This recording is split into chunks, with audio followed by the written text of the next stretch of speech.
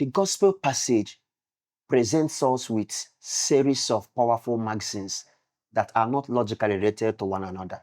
However, the maxims are so well thought out that each one of them is worth considering separately. Jesus begins with some probing question. Can a blind person guide a blind person? Will not both fall into a pit? These questions strike at the heart of what it means to be a teacher. And this reminds me of a profound encounter between the great African writer Chinua Achebe and one of his teachers. As a young student, Achebe struggled with the portrayal of Africa in literature written by a non-African author. He confessed that the image of Africa he discovered in those works did not reflect with the Africa of his birth. So, when he demanded for stories that will portray the true image of Africa, one of his teachers says something that is very instructive and revealing.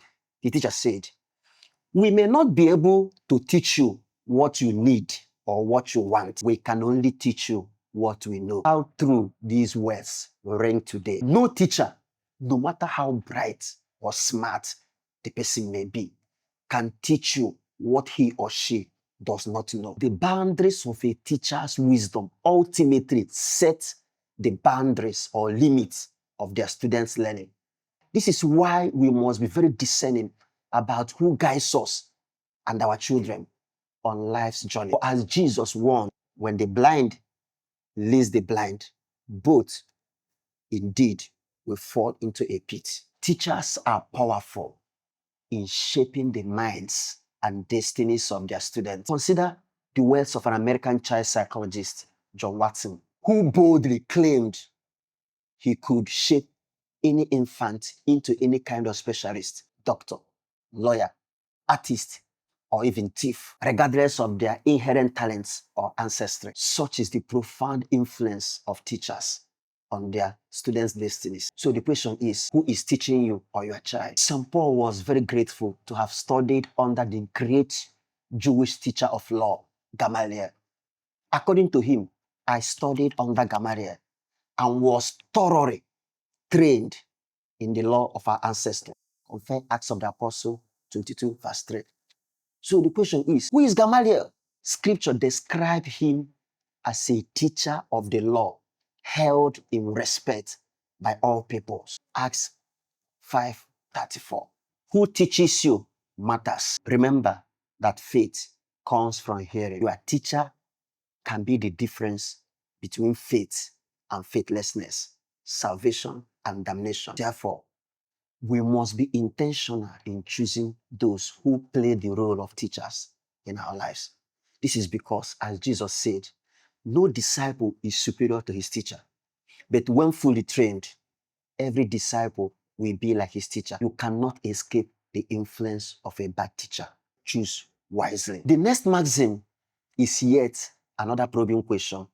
Jesus asked, "Why do you notice the splinter in your neighbor's eye, but do not perceive the wooden beam in your own eye?" This question exposes the common human predilection to point out even the slightest fault in others. Why being blind to our own, even though our own may be much greater? I've seen this tendency play out every so often. For instance, you see an elegantly dressed woman and your compliment comes in the following manner. "Oh, I love that dress. It is just right for you. It is just that your shoe don't match. Oh, I love that dress. It is just perfect. It's just right for you." Well, it's just that your shoe doesn't match. Meanwhile, the person saying this is clad in a revealing dress. How far can hypocrisy go? Now consider another story. I followed the story of a certain man who died in a very compromising situation. Some people allege it was during a sex romp with a woman who was not his wife. The throwing and name calling generated by the story was unprecedented. Like the woman caught in adultery, people were armed with all manner of criticism. Some declared him a perfect candidate for hellfire. Another added that, given the nature of his sin, that hell will be too little a punishment. In fact, the person rather suggested that Satan should provide the deceased man with materials so that he could open his own hellfire. Of course, all the people saying this must have done far more terrible things than the man. They are just like the people who wanted to stone the woman caught in adultery. Thankfully, we know how Jesus exposed their hypocrisy. What Jesus is telling us today is that we have no right to criticize unless we ourselves are free of fault. But that simply means we have no right to criticize at all, because there is so much bad in the best of us and so much good in the worst of us that it ill becomes in your force to find fault with the rest of us. Let this point sink in. We all are shameful in different ways. Every one of us can tell the nature of our moral struggles in the dark corners of our privacy. This does not mean we should not make moral judgments or have moral opinions. However, learning to judge between right and wrong and developing an acute sense of rightness and justice while being able to spot hypocrisy, moral compromises, and oppression reflects a heightened spiritual awareness. We must never cultivate moral superiority, for it can only lead to spiritual pride. Now comes the final maxim: from the abundance of the heart, the mouth speaks. This is the concluding maxim from the many maxims Jesus taught us today. This is also one of the most popular sayings of Jesus. This statement addresses the question of integrity and authenticity. Normally, there should be a consistency between what we say and who we are, between our words and our hearts. There is a tribute of moral distinction in the saying that a man's word is his bond. When what you say represents your stand, it comes with a tribute of moral distinction.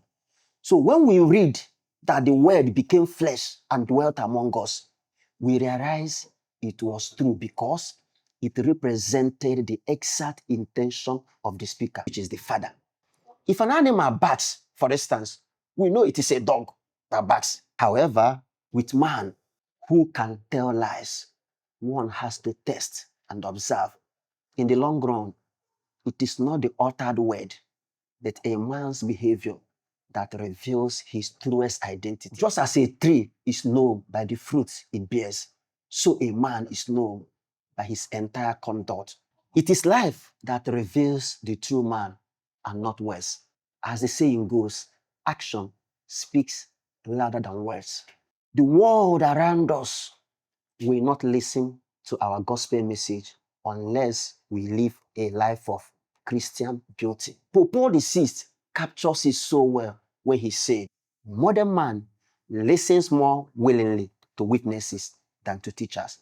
And if he does listen to teachers, it is because they are witnesses. We must empower our words with our lives. May God give us the grace to become authentic Christians and avoid hypocrisy. Peace be with you.